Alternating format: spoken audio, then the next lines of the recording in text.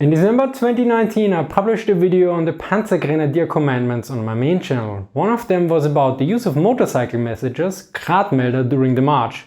Note that Grad is short version of Kraftrad, literally power bike, an old German word for motorcycle. Someone asked the question in the comments, motorcycle messages, don't they have a radio per column? It makes sense to have one per half-track.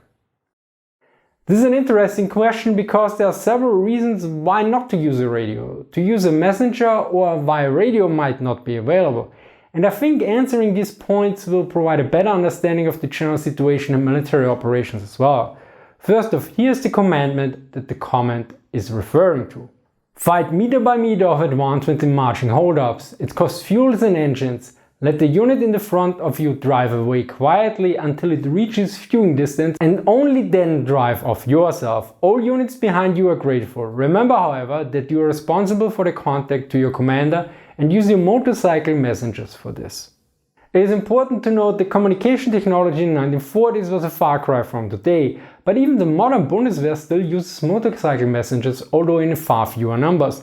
One article points out that nowadays such messengers also act for communicating between different allies that don't have a compatible communication system.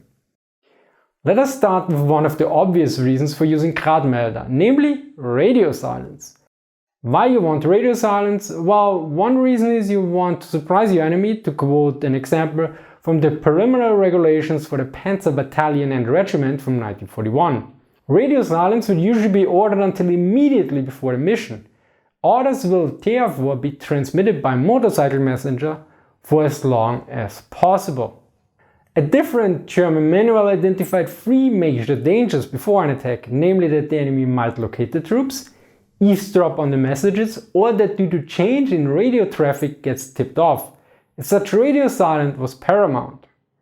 In 1944, in the Bulletin of the Panzertruppe, there was an article that described how a Soviet radio eavesdropper would be supplied with important information from German radio messages, so it was written from the Soviet perspective. Think of yourself as a Russian sergeant who speaks reasonable German, belongs to Russian tank corps Pskov area, and is rocking along on an ancient truck with this tank corps. On your vehicle there are some captured German tank radios and you have the mission to intercept German tank radio traffic and to contribute as much valuable material as possible. There are several examples given. For instance, the Soviet forces achieve a break-in into the German lines. As such, Germans get their Panzer forces ready for a hasty counterattack via radio. But this message is also received by the Soviets. In our scenario, it was about the march. Such a radio messages could inform the Soviet about the arrival or delay of certain troop elements. For instance, if a radio man sends a plain message that a certain amount of half-tracks got stuck, this would inform the Soviets that armored infantry was being relocated. Since Panzergrenadier with half-tracks were rather rare and mostly used by panzer divisions or other high-value formations, this is not just a minor piece of information. Then there's of course the aspect of radio direction finding. A captain that was a commander of a heavy tank destroyer battalion equipped with Jagdpanther wrote an experience report in July 1944.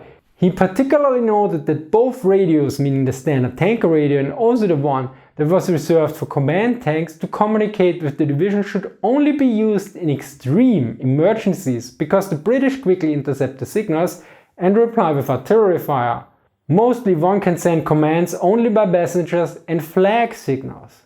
This might be less the case if a unit is on the march, but still it shows that the messenger clearly had its place and that the radio in some cases was not really an option as well.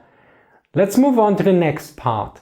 This part deals with the physical reality, namely the material and the limitations that come with it. The first aspect is just availability. Radios were high technology back then. This means they are expensive, they are rare, their reliability is limited, and repairing them is likely time consuming and requires an expert. Then there are of course other elements as well, for instance interruptions. One German manual mentions that one has to account for radio signals might be getting interrupted by enemy measures like artillery fire, bombing attacks or jamming. Which brings us to the next part, the human factor. One needs to be particularly trained to operate and maintain a radio. In the bulletin of the Panzertruppen it was noted, the unit commander of the replacement troop units repeatedly report that the field troops units make no distinction between radio operators using Morse code and voice radio operators when the radio operators are requested. This leads to the fact that high-quality trained radio operators with good hearing performance are placed where voice radio operators would have sufficed, as in a Panzer company. On the other hand, voice radio operators are supplied to troop units that would have urgently needed Morse code radio operators, such as a radio operator for vehicles of the company commanders of the tank, self-propelled guns or armored units. So looking back at our specific scenario of a march, if you have a limited number of qualified radio men, do you really want to keep them up the whole march and risk that they have reduced effectiveness? Speaking of conserving manpower, in the video on the commandments, the second to last commandment actually noted, use your radio sparingly. With the engine stopped, it drains the battery in 5 hours. If you still need it, let the engine run for 50 minutes every hour. If you look at the different mediums that deliver the message, there's quite a difference. The radio for short messages was the fastest way back then, whereas the strength of a messenger is that he provides personal interaction. That interaction might be crucial for the sender, the receiver, or both. So let us look at some points here. If you send a radio message, you should get back an acknowledgement, ideally. Meanwhile, a messenger can also interact with the receiver and report back to the sender as well. Recently, a viewer of my channel who is also an infantry officer was quite frustrated that certain people did not fill out some forms. He jokingly noted that it probably would be best if he sent a messenger by foot to get the job done. Of course, in such a situation it is particularly effective if one sends a courier with the terrifying presence perk. Particularly during a night march, a messenger likely is far better suited than a radio. In an interview, Jens Wehner, who was a tank driver as a conscript, noted that he once fell asleep and only physical contact was able to wake him up. Try that with a radio, and no, hitting someone with a radio does not count here. When I mention speed, there are of course exceptions, especially in the 1940s. Now, I'm not entirely sure here, but I assume that transmitting artillery firing tables might be a huge issue and that in some cases sending those tables with a messenger probably would work faster. Definitely if these tables come with a manual. In computer science class we actually had a few examples where it was faster to burn a few CD-ROMs and send them via a regular postal service instead of using a regular internet connection. That might be quite different nowadays, but it also depends where in the world you are living. Not everyone has a reliable and fast broadband access yet. As such, I'm rather sure that in World War II there were plenty of scenarios where a messenger with a book was actually faster than a radio message, completely ignoring the eavesdropping problem here. Well, if you want to add a point here that I missed, please let me know in the comment section, and or if you're a veteran, do you have any comments, experience or anecdotes from your side about messengers? I would be really interested in that subject, since I could not find a lot of it. To summarize, there are plenty of reasons, especially in World War II and the German army in late war in particular, to use Gradmelder instead of radios. One major aspect was radio silence, which could give away one's position among other things.